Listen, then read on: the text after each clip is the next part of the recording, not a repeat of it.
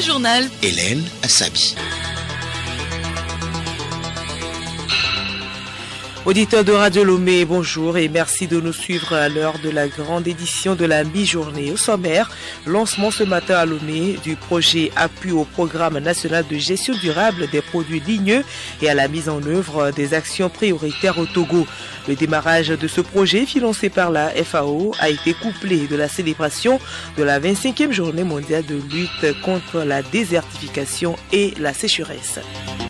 En Europe, les 28 chefs d'État et de gouvernement de l'Union européenne vont une nouvelle fois tenter aujourd'hui de se mettre d'accord sur les noms des futurs dirigeants des 5 principales institutions de l'Union. Les négociations nocturnes de dimanche à hier ont échoué.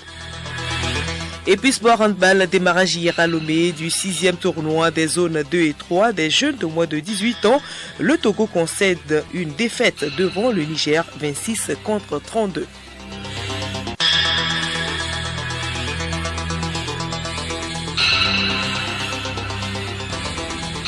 radiolomé.tg. Mesdames et messieurs, une fois encore, bonjour. La mise en valeur des produits forestiers non ligneux au Togo, soutenue par la FAO, suit son cours normal. Après un premier projet clôturé en début d'année, un nouveau projet vient d'être lancé ce matin à Lomé. Il s'agit du projet appui à l'élaboration du programme national de gestion durable des produits forestiers non ligneux et à la mise en œuvre des actions prioritaires au Togo.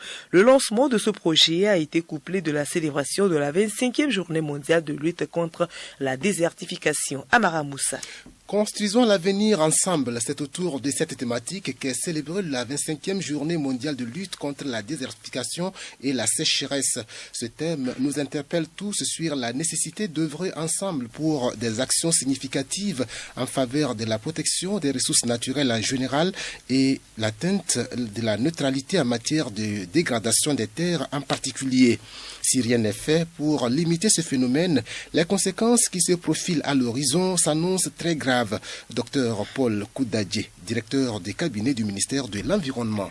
La désertification est un phénomène continu et silencieux, mais qui a des effets dramatiques sur la nature comme sur les êtres humains qui y vivent. Ces effets ont pour nom la destruction des écosystèmes entiers, l'accélération et le dérèglement climatique, mais aussi l'augmentation de la pauvreté. Elle peut provoquer plus de morts et plus de déplacements des populations que toute autre catastrophe naturelle, puisqu'il est estimé que d'ici à 2045, environ 135 millions de personnes pourraient être déplacées du fait de ce phénomène.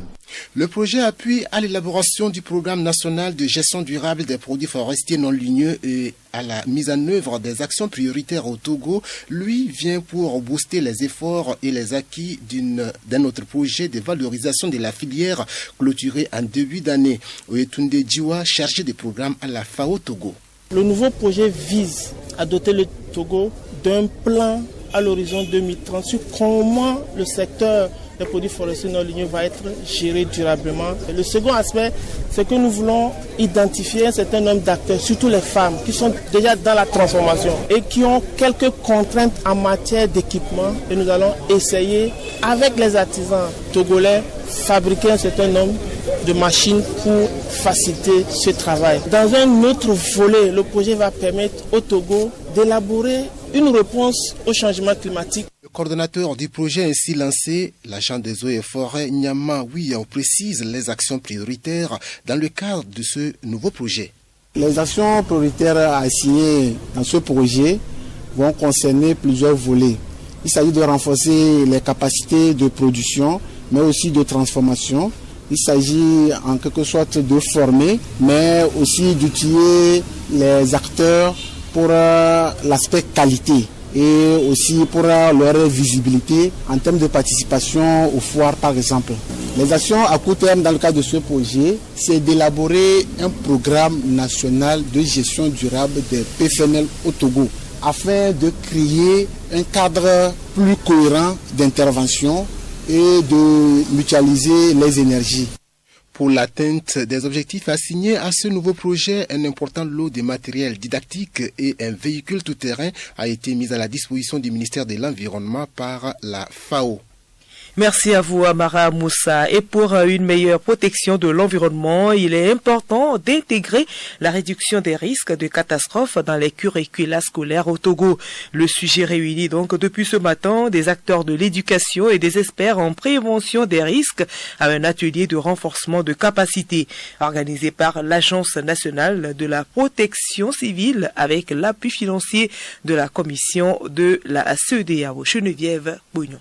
Cet atelier de renforcement des capacités des acteurs du système éducatif est un projet pilote visant à améliorer les connaissances et les compétences de ces acteurs au Togo et au Libéria. Il est axé sur l'intégration de la réduction et la gestion des risques de catastrophes dans les programmes scolaires. Akibode Nelson, directeur de la prévention, de la coopération et affaires humanitaires. C'est par l'éducation, on est plus sûr d'intégrer la culture de réduction des risques de catastrophe, l'éveil à la réduction des risques de catastrophe. Nous avons été tous à l'école et vous comprenez combien de fois les enseignants ont ce pouvoir, ont cette habilité de faire passer des messages. Ce sont beaucoup plus les enfants qui sont plus exposés et que si déjà à bas âge on les forme, on les entretient beaucoup sur les notions élémentaires, ils sauront au fur et à mesure qu'ils grandissent l'intégrer dans leur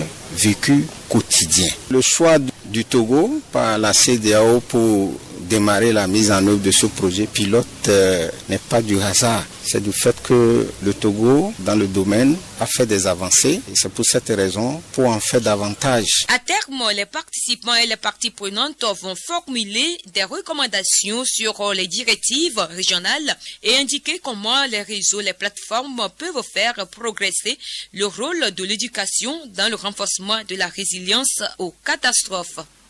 Merci à vous Geneviève Bougnon. Toujours dans le domaine de l'éducation, l'Union mathématique africaine et le Centre international de mathématiques pures et appliquées organisent depuis hier une formation à l'intention des étudiants mathématiciens de niveau master et doctorat venus de plusieurs pays d'Afrique. Durant 2 semaines, ils vont échanger sur la modélisation mathématique et les innovations technologiques. Dibibé Moussa Zakari, président du comité d'organisation.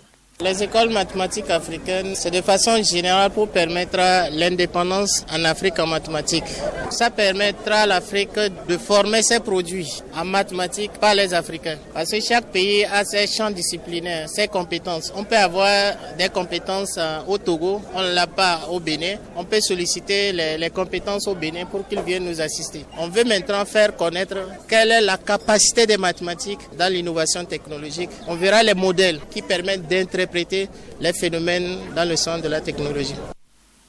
Et nous poursuivons avec ce communiqué de la CENI. Le président de la Commission électorale nationale indépendante CENI tient à remercier les responsables des partis politiques, les candidats, les électeurs et tous les acteurs pour leur maturité politique et leurs diverses contributions pour le succès de ce scrutin du 30 juin 2019 qui s'est déroulé dans le calme, la sérénité et la paix.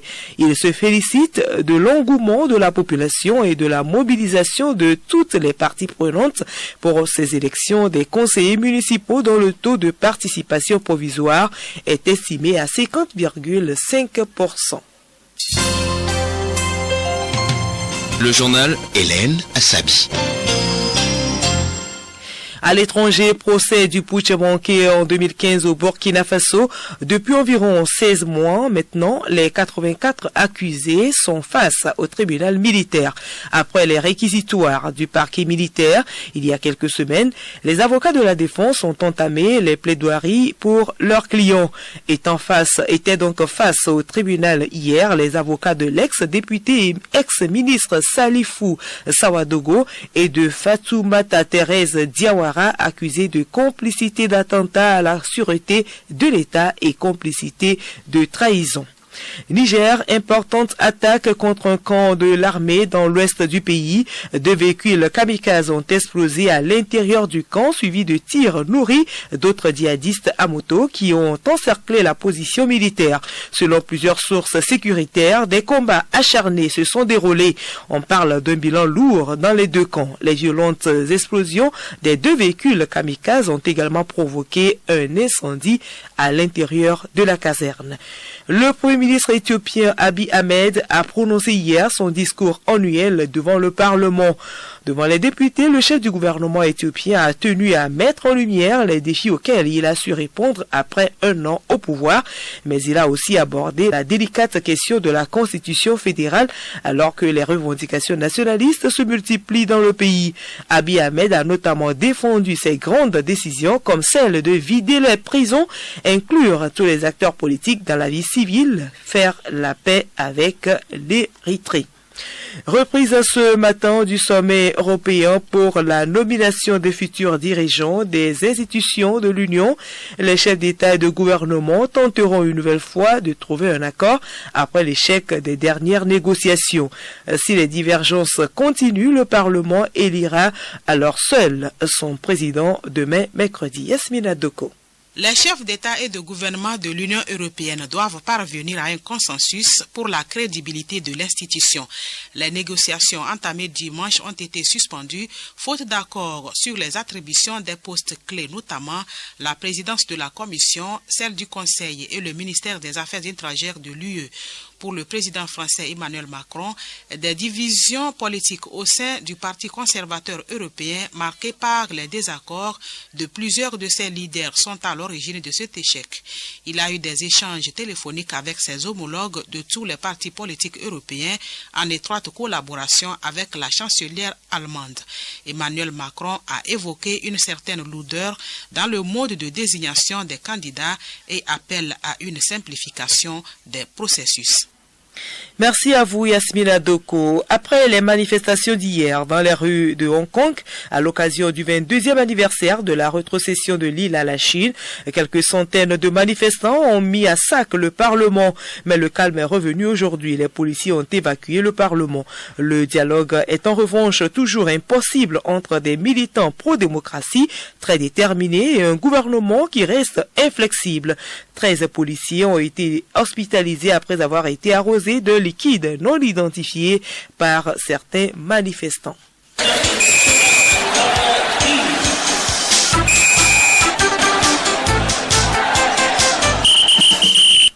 Sport au menu de la page des sports, il y a le football avec les derniers matchs de poule dans les groupes E et F.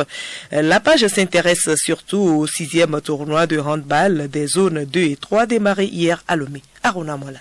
Le tournoi des zones 2 et 3 des jeunes de moins de 18 ans se poursuit au stade municipal de Lomé, terrain de handball. Ce mardi à 14h dans le groupe B, le Nigeria affronte le Mali. Et puis à 16h30, face à face Bénin-Togo dans le groupe A. Mercredi à 14h, le Ghana sera face au Nigeria et puis le Niger jouera le Bénin. Le tournoi a démarré hier avec la victoire du Ghana sur le Mali 31-24.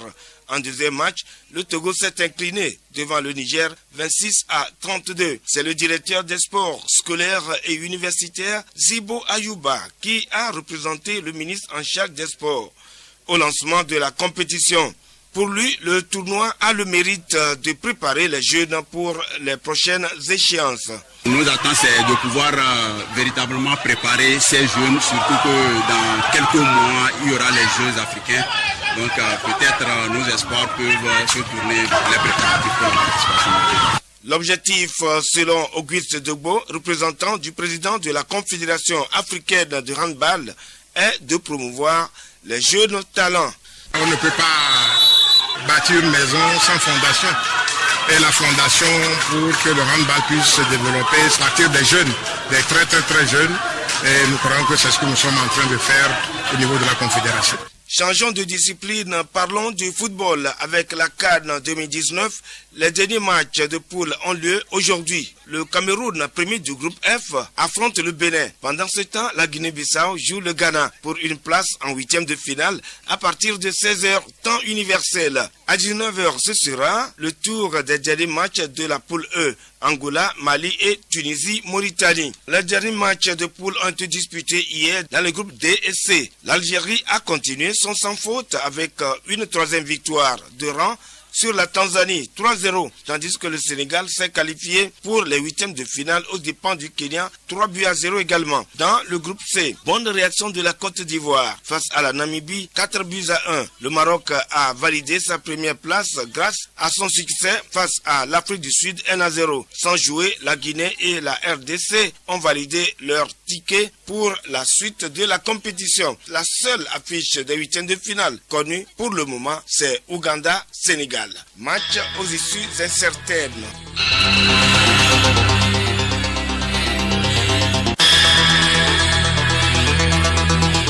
Voilà, nous sommes ainsi arrivés à la fin de ce journal et voici le rappel des titres. Lancement ce matin à Lomé du projet appui au programme national de gestion durable des produits non ligneux et à la mise en œuvre des actions prioritaires au Togo. Le démarrage de ce projet financé donc par la FAO a été couplé de la célébration de la 25e journée mondiale de lutte contre la désertification et la sécheresse. Et puis en Europe, les 28 chefs d'État et de gouvernement de l'UE vont une nouvelle fois tenter aujourd'hui de se mettre d'accord sur les noms des futurs dirigeants des 5 principales institutions de l'Union. Les négociations nocturnes de dimanche à hier ont échoué.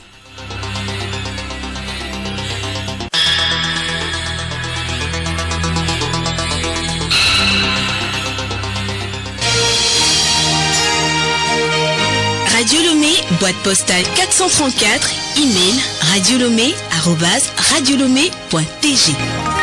radiolomé.tg